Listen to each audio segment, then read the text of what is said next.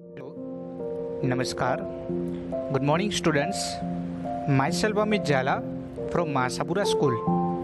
Today, in this video, I will teach subject OC of Standard 12. In this video, I will start chapter number 2, Principles of Management. First one, I start with meaning and definition of principle of management. Principle of management play a role of the guide for a manager. In fact, the principle of the management are found the rules. It is only the sum and substance of the assumptions, traditions and experience.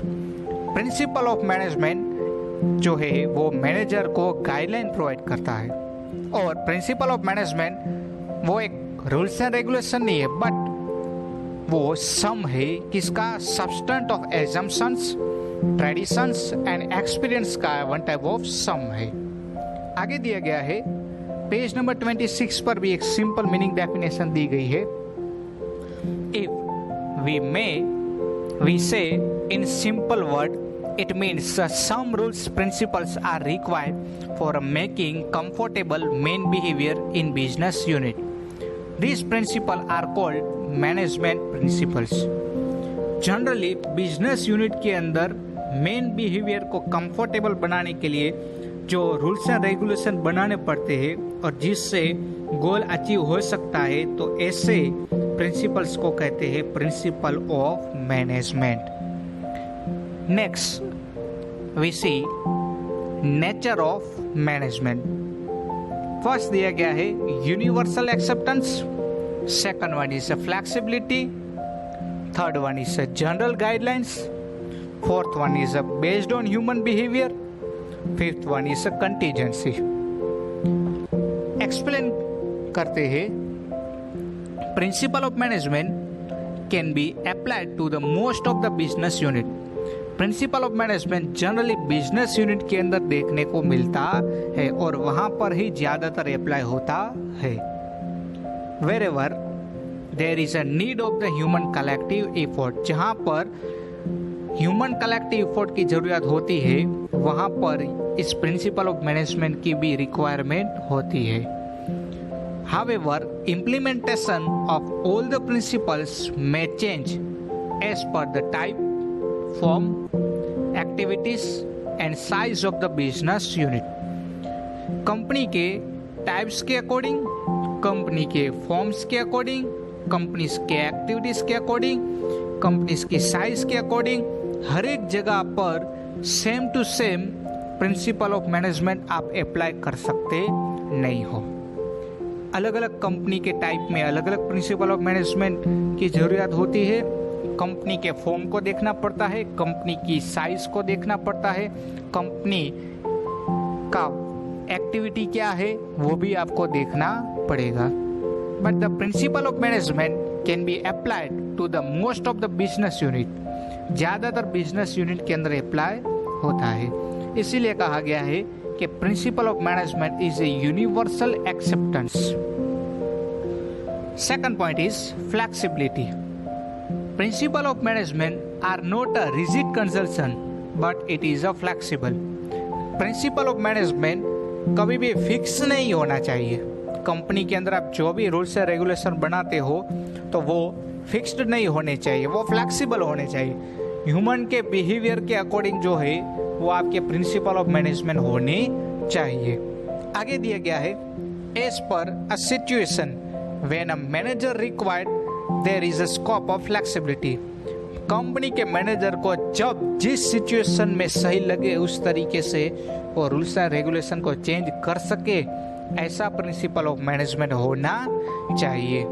When the principles do not seem to match in some situation, the manager is allowed to the effect changes. हर एक situation में principle of management आपको helpful नहीं हो सकता। जैसे कि in a large unit the principle of divisions of work may be applied uniformly. जो लार्ज स्केल इंडस्ट्री है, बड़ी कंपनी है, वहां पर प्रिंसिपल ऑफ मैनेजमेंट आपको हेल्पफुल हो सकता है, बट जो छोटी कंपनी है वहां पर आपको प्रिंसिपल ऑफ मैनेजमेंट हेल्पफुल हो सकता नहीं है।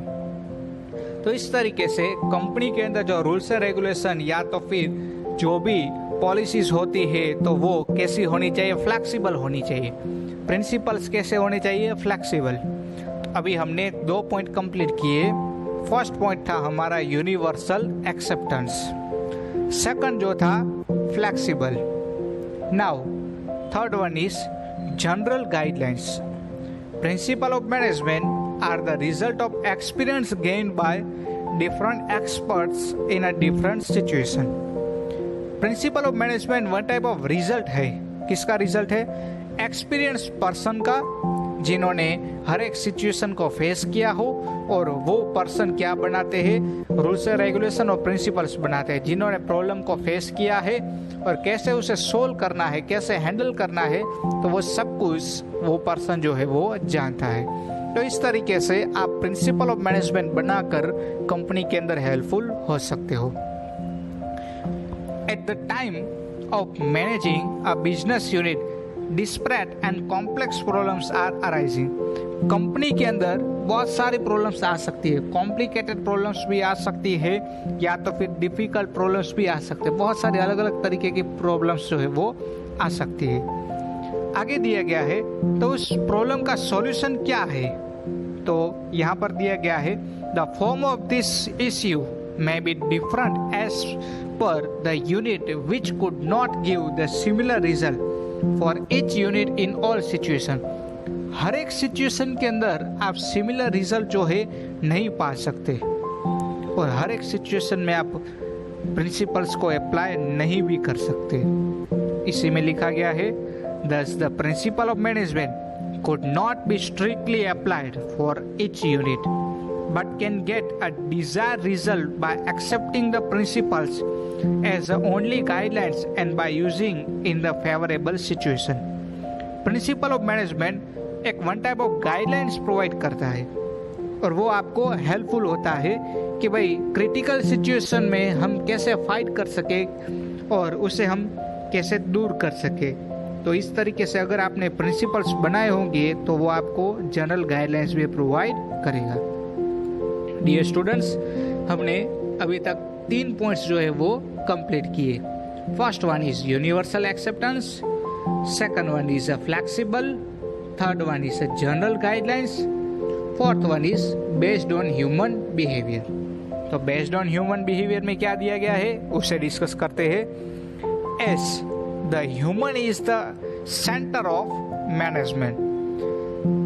Principle of management may seem to have a big effect on the human behaviors।